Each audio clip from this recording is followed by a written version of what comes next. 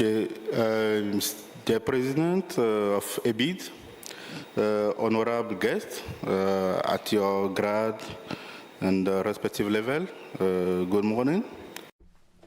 Chers participants, en vos rangs et qualités respectifs, nous sommes heureux de vous délivrer un petit message venant d'Askai au nom de M. Isaya, notre directeur général qui malheureusement est en voyage d'affaires et qui ne peut pas se joindre à nous. Il vous exprime sa reconnaissance de nous avoir invités pour cet événement et il vous salue. Il aurait aimé bien être là en personne, mais je suis sûr qu'il y aura plusieurs autres opportunités pour que vous le rencontrez pour avoir des échanges fructueux. Par rapport au sujet de ce forum, c'est très intéressant par rapport à la transformation des communautés, comment investir le mieux et quels sont nos accomplissements. Et je peux vous dire qu'il y a plusieurs idées, des initiatives également que nous devons prendre en compte pour promouvoir l'investissement dans notre région. Je peux dire que on doit reconnaître que la CEDEAO nous offre un environnement où nous avons plusieurs opportunités, mais malheureusement, ces opportunités ne sont pas explorées à leur plein potentiel. Nous sommes heureux d'avoir la libre circulation des biens et des personnes. Nous pouvons aller d'un pays à l'autre de la CEDEAO sans payer les visas. Et je crois que ce n'est malheureusement pas la réalité d'autres communautés économiques régionales en Afrique. Et ceci a contribué au succès d'Askai, notamment en Afrique de l'Ouest, et ça nous a permis également d'élargir nos horizons pour arriver en Afrique centrale, puis l'Afrique australe, avant d'ajouter récemment l'Afrique de l'Est. Je peux vous dire que Askai a 28 destinations dans 26 pays en Afrique, depuis Praia au Cap-Vert à Nairobi jusqu'à Johannesburg en passant par N'Djamena. Je peux vous dire que nous sommes heureux de contribuer au développement économique de la région et également du continent. Parce que la réalité, c'est que c'est une mission principale que nous nous sommes donnée de promouvoir. On ne venait pas là seulement pour faire affaire, mais pour promouvoir la croissance économique, le tourisme et plusieurs événements culturels. Je peux vous dire que c'est ainsi un privilège pour nous d'être partenaires de cet événement. Malheureusement, je dois admettre qu'il y a des défis dans nos activités. L'année dernière, par exemple, on a fini l'année avec environ 200 milliards de CFA comme bilan et nous pouvons également parler du fait qu'il faudrait que les pays soient engagés afin de créer un environnement durable pour pouvoir favoriser nos activités. Je peux parler également de notre menace en matière de sécurité, de sûreté et également les pandémies, les épidémies. Il y a plusieurs variables. Je peux dire qu'il y a plusieurs axes où Askai investit et c'est le capital humain.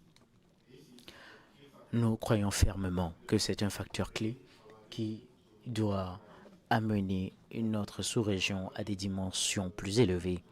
Dans nos projets, nous avons prévu d'ici la fin de cette année d'avoir le premier simulateur qui sera dans notre région parce que nous avons plusieurs compagnies, mais malheureusement, il est très difficile d'avoir des ressources humaines bien formées en matière de capacité, de connaissances. S'il faut avoir un pilote ou le former, il faut aller à Nairobi, à Addis Abeba, à Johannesburg, au Caire. Mais nous avons plusieurs compagnies aériennes, il y a plusieurs jeunes qui veulent être des pilotes. Malheureusement, il n'y a pas un centre de formation avec les simulateurs dans notre région. Et je crois, et c'est pour cela que Askai veut contribuer dans ce secteur, car c'est un projet qui a besoin de votre soutien. Nous avons besoin de partenaires d'affaires pour que ce rêve devienne réalité. Nous avons également vu l'impact que cela aurait parce que cela attirerait plusieurs personnes à venir se former ici à Lomé. Ça créerait également des des revenus en matière d'hôtels, de tourisme, afin que ces derniers puissent mieux se développer. Il y aurait une sorte de synergie afin de pouvoir mettre nos efforts de concert. Nous croyons que ce serait également un avantage pour la Côte d'Ivoire, pour le Ghana également, et cela impacterait la communauté de manière positive. Mis à part ce côté investissement, je peux parler du fait que nous formons des jeunes techniciens. Nous avons besoin de la main-d'œuvre pour pouvoir faire l'entretien de nos avions pour la sécurité de nos voyageurs, et également nous investissons dans le capital humain. C'est un défi et nous avons un environnement qui sera propice pour promouvoir le développement humain. Parce qu'il faut le dire, cela affecte les coûts des voyages. Nous avons besoin également que le gouvernement puisse contribuer à la réalisation du MUTA, qui est le marché unique aérien de l'Afrique. Ça nous permettrait d'échanger des données et ça va réduire également les coûts des voyages. Nous voulons aider également les hommes d'affaires à faire plusieurs réunions, à avoir un impact direct avec la population, parce qu'il est vrai que nous avons besoin des échanges avec les gens en présentiel, mais quand on voit le prix du billet, on se dit si on peut le faire. C'est pour cela qu'il faudrait penser à cela, et nous l'avons pris en compte et nous croyons fermement que nous avons la capacité de le réaliser. Pendant longtemps, on nous a fait croire que l'Afrique ne peut pas être un leader dans le domaine aérien, mais nous avons prouvé que depuis 2010, nous avons mis sur pied une compagnie aérienne complètement privée. Et nous avons des profits depuis 3 ans environ maintenant, consécutivement. Ceci signifie que nous avons cette capacité. Notre objectif, c'est d'accroître notre réseau et nos voyages et développer des avions complètement dédiés. Nous pensons également que ceci est très important parce que l'échange économique devient de plus en plus primordial.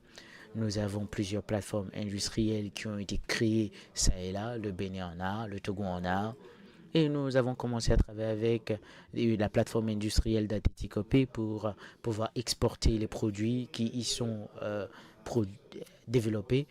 Et je peux dire que c'est bien de le faire parce que c'est ce qui permet de consommer local.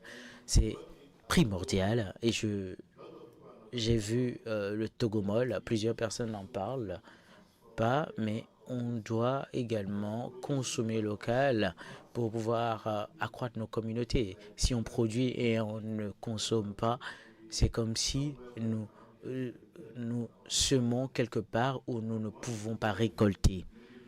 Nous voulons, dans un futur proche, avoir un petit Dubaï en Afrique de l'Ouest. Ça signifie qu'on doit créer beaucoup de choses. Et nous croyons sur votre soutien pour pouvoir atteindre cet objectif noble. Nous vous remercions encore une fois pour votre parrainage tout le long de cette année, ces 14 ans. Et nous avons eu plus de 7 millions de passagers. Et l'année dernière, c'est la meilleure année avec plus d'1,170 million passagers. Et c'est un nouveau jalon dans notre histoire.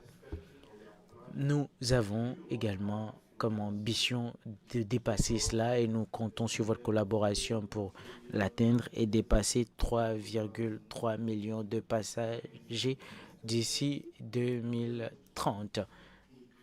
Et nous espérons que dans les 10 prochaines années, on puisse accroître la connectivité et la connectivité économique afin de créer plus d'emplois, que ce soit des emplois directs ou indirects. Et nous serons heureux de vous voir voler avec Askai partout où vous êtes.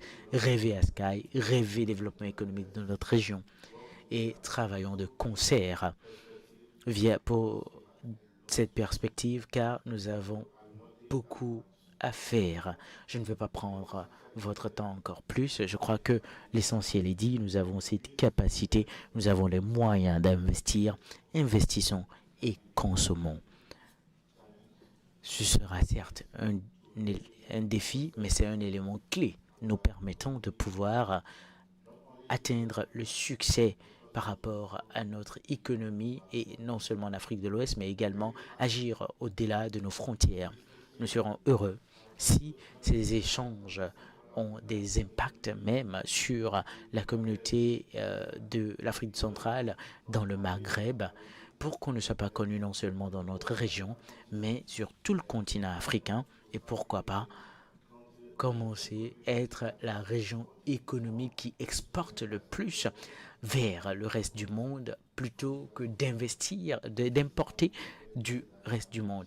C'est à ce moment qu'on pourra dire que nous avons atteint notre objectif d'être une région économique forte. Je vous remercie encore de votre présence et je vous souhaite de succès dans les futures initiatives qui seront entreprises. Et je vous invite à beaucoup investir. Investissez beaucoup, spécialement dans le capital humain. Nous avons beaucoup de jeunes qui essaient de quitter nos pays. Et pourquoi? Ces jeunes perdent espoir. Ils perdent la foi. Et c'est parce que nous voulons. Nous voulons leur donner de l'espoir, leur montrer que nous avons le potentiel, nous pouvons changer leur vie en étant là, et nous avons besoin de leur contribution. Et en tant qu'investisseurs, nous espérons que vous soyez les leaders que nous voulons avoir en matière de gouvernance, de transparence et dans plusieurs aspects. Je vous remercie de votre aimable attention.